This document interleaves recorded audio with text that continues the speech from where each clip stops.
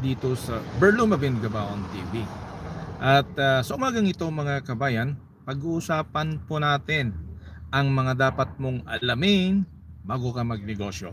Napaka-importante po yan sa ating buhay at yan ang ating aalamin. Pero bago tayo mag-umpisa mga kabayan, please don't forget to subscribe with this channel and hit mo na yung notification bell para sa lahat ng aking mga bagong upload ay magkakaroon ka ng notification. At i-likes mo na rin kabayan at i-share mo sa iyong mga kakilala para mas lalo pang i-recommenda ito ni YT. So without further paligoy-ligoy, heto na. Bago ka magnegosyo, ano ba yung mga dapat mong malaman? Siyempre, unang-una sa lahat, bago ka magnegosyo, dapat may mga baon kang napakalupit na pambato na iyong mga core values, mga qualities, knowledge and wisdom. Kinakailangan alam natin yan. Heto na, ang unang-unang dapat mong malaman bago ka magnegosyo ay alamin mo kabayan kung yan ba ay passion mo talaga yan o gusto mo lang magnegosyo. Ano ba yung purpose mo? Bakit ka magnenegosyo, di ba?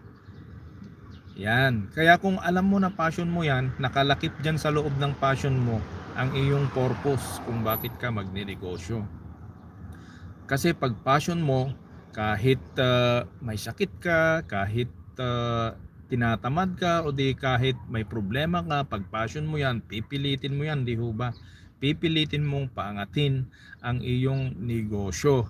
Dahil negosyo mo nga yan, nandyan sa loob niyan, sa passion mo ang iyong dedication din. Kasama ang dedication mo kapag ka nagnenegosyo ka. Ano bang klaseng negosyo ang gusto mo? Ito ba ay single proprietorship? Ito ay partnership? O di kaya corporation? Di ho ba? So napaka-importante na kinakailangan ma-figure out mo yan bago ka magnegosyo.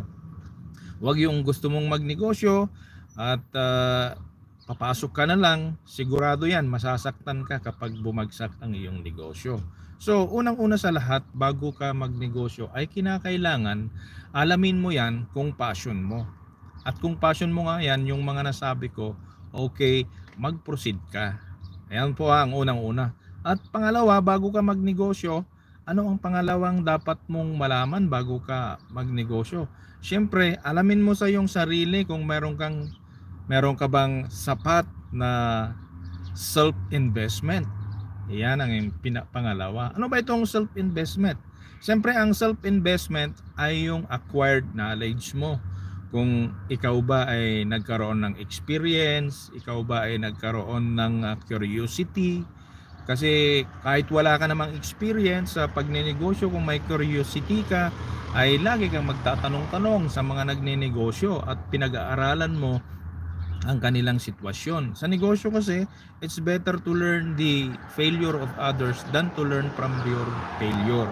Kasi it's too late kung antayin mo pa na mag-fail ka. Pero it does not mean na pag nag-fail ka ay hindi worthful. Worthful po yun. Ang sinasabi ko ay para sa akin lamang po yun.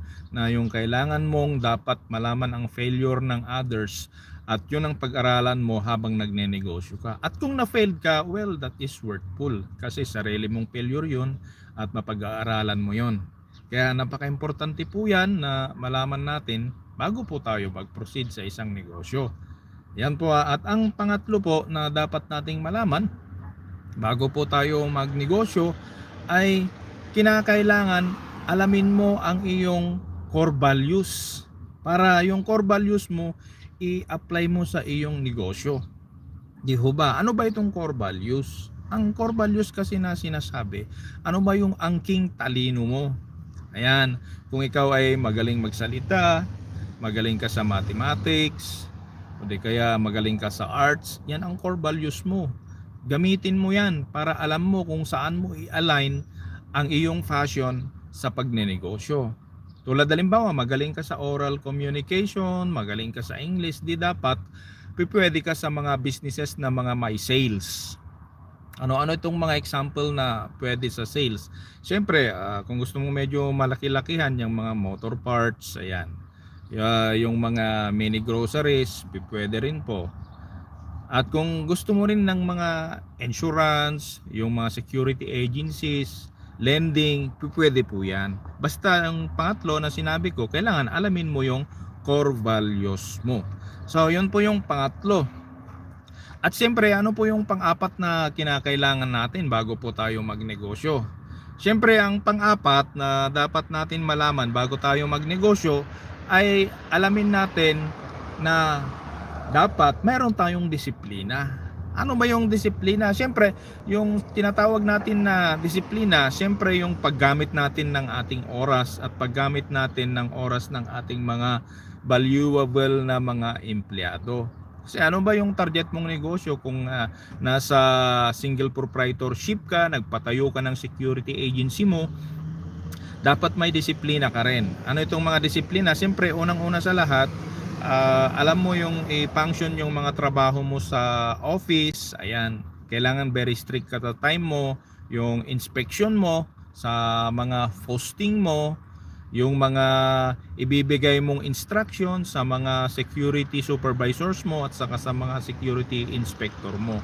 Dapat may disiplina ka. Dapat nire-restrictuhan mo yung time, ayan, yung time ng kanilang inspection at saka inspection ng kanilang mga uniforms, yung mga 11 general orders at saka code of conduct, dapat nire-restrict mo yon, ini-implement mo yon.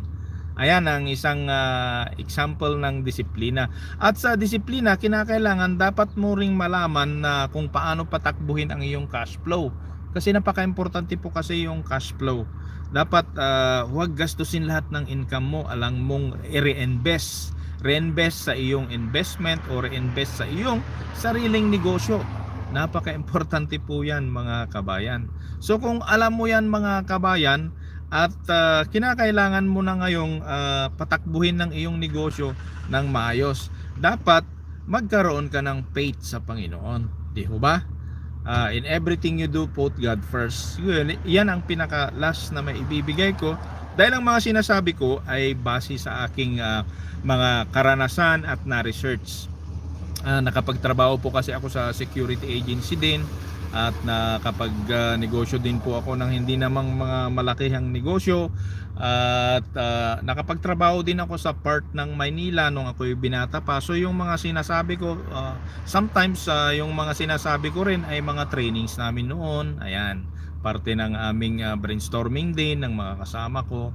So napaka-importante, and I hope na ang bagay na ito ay nakatulong po sa inyong lahat. So ang aking live ay short po lamang, at sana hangarin ko po na nakatulong po sa inyo ang live na ito mga kabayan.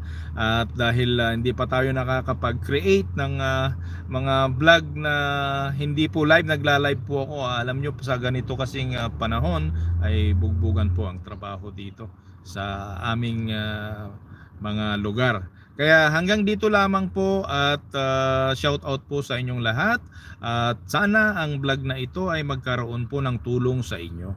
Ito po muli si Mr. Bernard Tubera Gabaon ang nagsasabi sa inyong Go Negosyo, practical tips ang kailangan mo upang tayo ay umasenso. Halina't paunlarin, tulungan ang ating mga kapwa upang umangat sa buhay. Ako po muli si Mr. Bernard Tubera Gabaon ang nagsasabi sa inyong God bless you po.